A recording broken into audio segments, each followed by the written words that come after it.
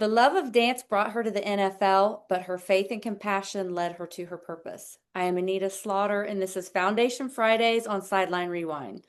I am really excited today about the special lady we have on as our guest and to hear all about her amazing organization. It is with great honor and pleasure I introduce Miss Dotti Groover-Skipper. Thank you so Thank, much. thank you, Anita. Thank you for the honor of having me on your show. I appreciate that. Yes, we got started with this, just an idea we had because, as you know, cheering at one point, a lot of what we do as our roles as ambassadors to the community and becoming just very philanthropic throughout our cheer years. So it was really important for us to carry that over into our alumni years and for me to be able to start this Foundation Fridays to share what we're doing in our afterlife of cheerleading, if you Yes, that. But yes, yes. so before we get into the heart of your foundation, let's do a little cheer career spotlight. So tell us what years you cheered for and who you cheered for. Yes, I cheered 1978 through 1980, and I cheered for the Miami Dolphins. And it was so surreal, back then, just going through the auditions and making it through the auditions with hundreds and hundreds of incredibly beautiful, talented young ladies. So it was just a great, great time in my life. I agree. And I'm sure that you probably have dozens and dozens of what we call our favorite rewind or our favorite memory, but is there one in specific that stands out to you from your time in the NFL? Oh my goodness, there are so many.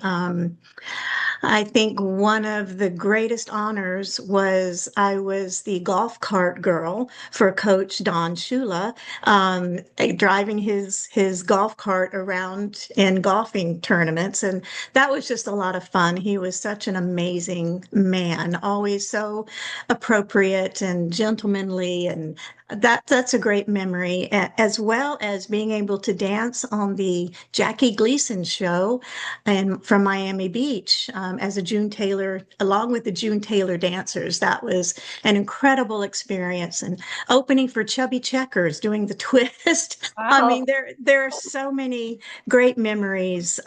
So many. It's hard to just pick one, but those are three that really was quite impressive to me as a then 21-year-old young lady. That's so cool. Those are all Yeah, wonderful experiences. yeah, Um, yeah. it's always fun when we bring those out because you may not remember all the rewinds and then someone else shares theirs and you're like, oh my gosh, I'd forgotten all about that until you said it again. Yeah, We love sharing the rewinds. yeah, so fun. And what would you say being a professional cheerleader, how did that impact the rest of your life today? I believe that it definitely taught me discipline, and how to just push through, even maybe if you're feeling you're not good enough. I think, back then I was so unsure of myself, and it really helped me to build confidence and to know that I can do it and that I just to push through and to do it. I know it in my head, just to have the confidence to push through. And I think that has certainly helped me in my many seasoned years of being here on earth. It has really helped me know how to present myself, because I'm up in front of a lot of people doing trainings and speeches. I did a TEDx talk not too long ago. So I think it all started there, just giving me the confidence to know that I belonged at the table. I love that. I think Yeah, that discipline and confidence are two that we get a lot of. That's, it impacted the rest of our lives yeah, and years and careers. But let's really get into the heart of what we're doing here. And I'm going to really try hard. I do know about your foundation, and I'm really excited for others to hear about it. yeah. And so I'm gonna try not to cry today, but go ahead and share with us the name of your foundation and what it's all about. Yes, the name of my foundation is Heart Dance Foundation, and I have been in the anti-human trafficking arena for over 40 years. 4 decades. And my story of being in the NFL just plays hand in hand with where I am today. But that's there's more to that. But so uh, I've been working with victims and survivors of human trafficking for many, many years, and just felt like about 20 years ago, I felt like I wanted to go deeper. I wanted to go where the women who were being trafficked might be. So I feel like I was given divine guidance to start taking a team into the strip clubs of Tampa Bay. So we've been going into the strip clubs of Tampa Bay for 20 years, and we have certainly uh, have worked with many women in that industry who are under pimp control and are trafficking victims. So, what we do when we gain their trust, because it takes a while to gain their trust, we meet with them at a separate location and work with them on a safety plan to get out of that life, and then walk with them, helping them with resources along the way. And I cannot tell you how many women we have helped get out of that industry that just felt like nobody saw them. But we go in with carrying gifts and just trying to exude as much joy and hope over them as we can in a dressing room for 5 minutes, but to give them a little seed of hope that somebody sees them and they're not throwaways. So that's the gist of our work. We do a lot of work legislatively as well, helping to strengthen laws on prostitution, solicitation, human trafficking. So do a lot of legislative work and trainings. So those three areas are what we Mhm. focus on with Heart Dance. How difficult is that for you to get into the strip clubs? Are the club owners open to it, or how does that work? Interestingly enough, they love it when we come in. And we actually asked a manager one time why he was so open to us coming in after we got to know him a little bit. And he said, because the women love it when we come in and they want to keep the women happy. So okay, we'll take it. You know, if you let us in, we've only gotten kicked out of 2 clubs in 20 years, which is pretty good. And I think both instances, the manager started seeing that we were seeing a little too much.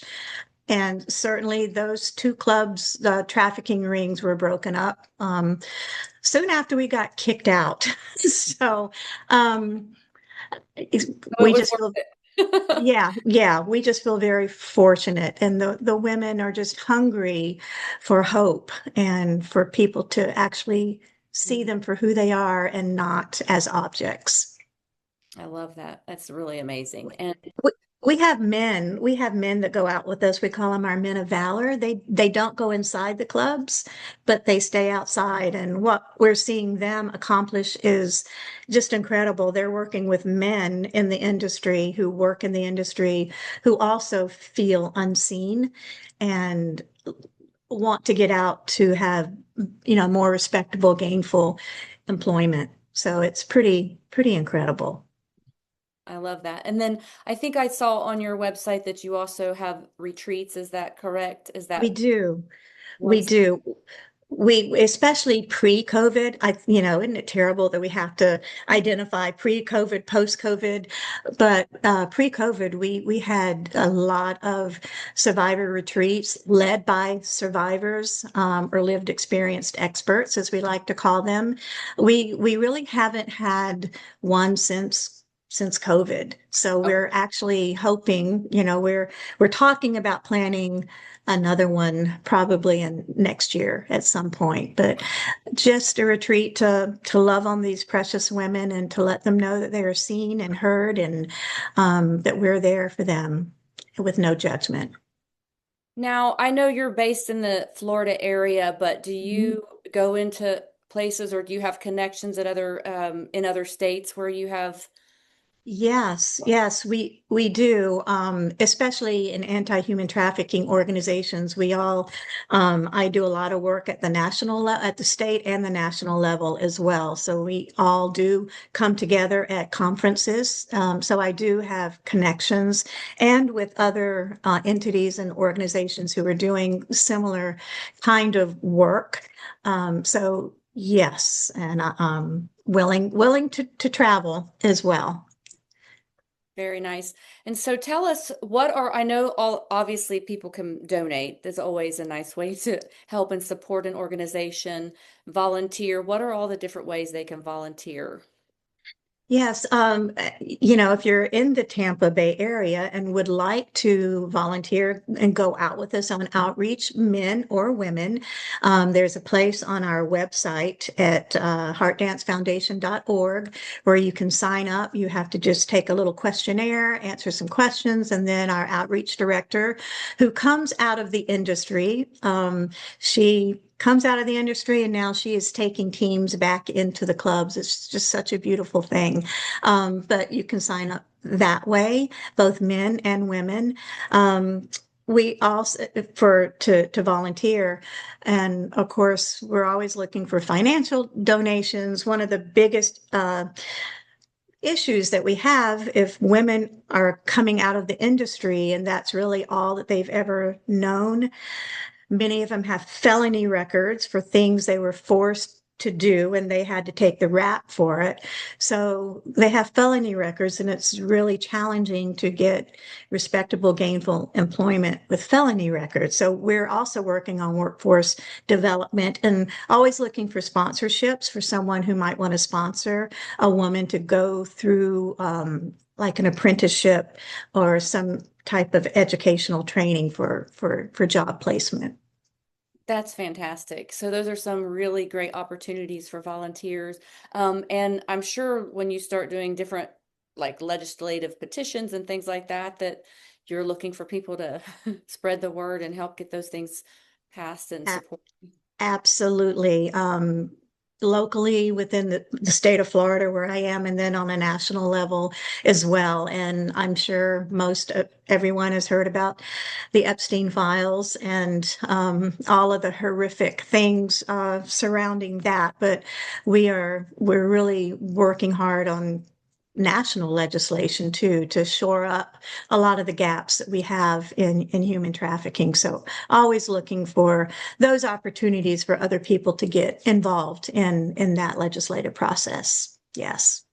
That's so if someone wants to reach out to you, obviously we can go to your website. It's heartdancefoundation.org. Is that correct? That's correct. Yes. About social media, are you on different platforms that we can? Yeah. Most of our social media is, well, Facebook, there is a Heart Dance Foundation page, but Instagram is under Dot Skipper, my name, and LinkedIn is under my name, and X is under my name at Dot Skipper. So that's how we can be reached, that and through our website.